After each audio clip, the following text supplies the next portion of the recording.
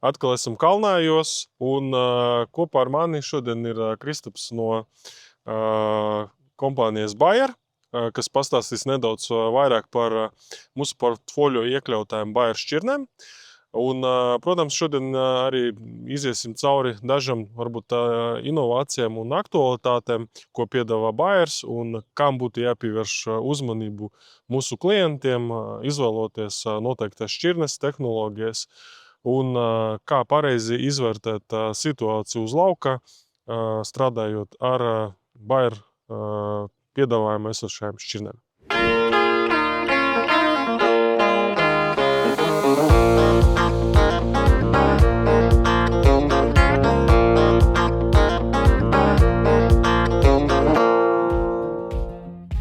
Kristaps, sveiks, un varbūt vari pastāstīt, ko tu esi redzējis pēdējās dienas Baltijā, kā izskatās šķirnes un ko šogad tu esi novērojis, kas varētu būt uz dotu brīdi aktuāls zemniekiem. Apskatot šajā pavasarī ziemas rapšu sējumus ar prieku esam secinājuši, ka izkritušo sējumu skaits bija ļoti minimāls, pārsējuma platību skaits nebija liels. Tas vien pierāda par to, ka šī ziema un šis pavasaris bija diezgan labvēlīgs. Ziema bija laba pārziemošanai, pavasaris bija diezgan labvēlīgs līdz šim pavasara attīstībai, jo tās temperatūras starpības, temperatūras svārstības nebija milzīgas starp dienas un nakts temperatūrām. Rapsis attīstījās salīdzinoši mēreni, un šobrīd ir sācis ziedēt, izskatās spēcīgs un veselīgs. Uz dotu brīdi ir novērojams arī, staigājot pa mūsu izmēģinājumiem, stipru plaisāšanu. Ja? Kā tavā skatījumā tas pasliktina, nepasliktina tagad, iespējamību, ka tā pelēkā pūva tur parādīsies un būs vairāk, ja? Un ko tu būtu ieteicis, lai samazinātu tos riskus? Tas, protams, ir atkarīgs no reģiona, no šķirnēm, no šķirnes īpašībām. Gribu pieminēt, ka dekalpu selekcijas šķirnēm šī pavasara attīstība pārsvarā mēs Latvijas tirgū piedāvājam tās šķirnes, kas nav ar ļoti strauju attīstību. Līdz ar to arī šī stublāja plaisāšana nav tik izteikta. Kā arī mēs piedāvājam šķirnes, kas ir ar labu noturību pret dažādām slimībām. Līdz ar to tā ieņēmība gan pret pieminēto pelēko puvi, gan ziedēšanas laikā pret balto puvi nav tik augsta. Varbūt vari padalīties ar dažam jūsu šķirņu īpatnībām, kas uz dotu brīdi padara tas labākas.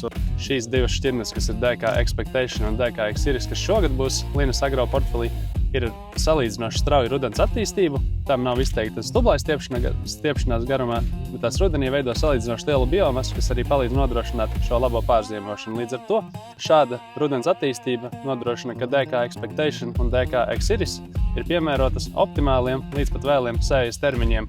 Gan ar DK Expectation, gan jauno šķirni DK Exiris Linas Agro portfelī mēs vairāk tēmējam tieši pavasarī uz vidēji agrīnām šķirnēm, un pēdējā gada pieredze Baltijas tirgu parāda to, ka šis vidēji agrais segments ir salīdzinoši labāks par superstraujājām pavasara šķirnēm, jo pavasara saldu riski ir mazāki. Kā arī tie rezultāti ir labāki nekā vēlīnajām šķirnēm, jo šīs vidēji agrais segments var labāk izmantot mitrumu, kas pavasarī augstinē, barības elementus un ātrāk un stabilāk izveidot lielāku ražas potenciālu tieši pēdējās sezonās. Protams, viens no tādiem svarīgākajiem arī, bet, protams, ne pēdējiem jautājumiem ir attiecību uz ražas formēšanu un ražas struktūra elementiem. Varbūt vari padalīties, kādas ir tas tendences un ar ko tad tavas šķirnes ir labākas tieši attiecību uz ražas veidošanos.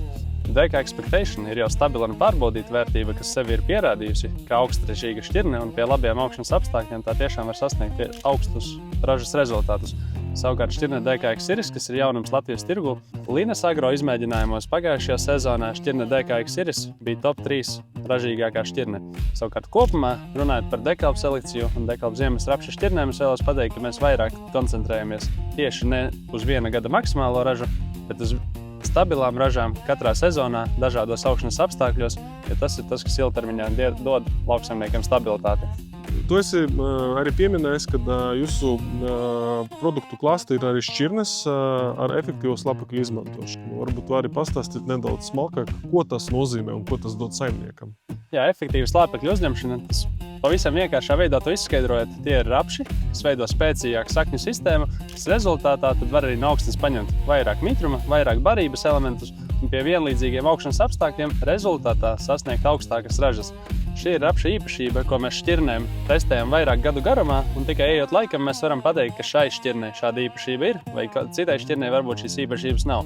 Tā kā expectation mēs droši varam teikt, ka tā ir šķirne, kura efektīvi uzņem un izmanto slāpekli. Ko tu ieteiktu dotā brīdī mūsu klientam, pirms viņš izvēlas kādu noteiktu šķirni, uz ko fokusēties, kam pievērst uzmanību un kā mēģināt izvairīties? Noteikti zemniekam vajadzētu izvēlēties šķirnes, kas ir piemērotas viņa saimniekošanas veidam, jo ir gan intensīvākas, gan mazāk intensīvas rapša šķirnes, līdz ar to jāizvēlas ir atbilstoši. Tāpat vajag ņemt vērā rudens attīstību, pavasara attīstību, atkarībā no rudens attīstības izvēlēties piemērotas sējas termiņus, kurā iesēt rapsi. Un noteikti vēl viena svarīga lieta ir tas, lai šķirne būtu stabila, lai tā būtu ar labu ziemcietību, lai tā veidotu spēcīgus augus, veselīgus augus, noturīga pret slimībām. Protams, ka jāņem vērā ir tas slimību fonds un tās slimības, ar ko zemnieki konkrētā reģionā saskarās. Mihail, paldies, ka ielūdzi! Audzējam rapsi, izvēlaties pārbaudīto un sējiet to ar pārliecību. Un atceramies mūsu uzņēmumu moto arī audzēt un augt.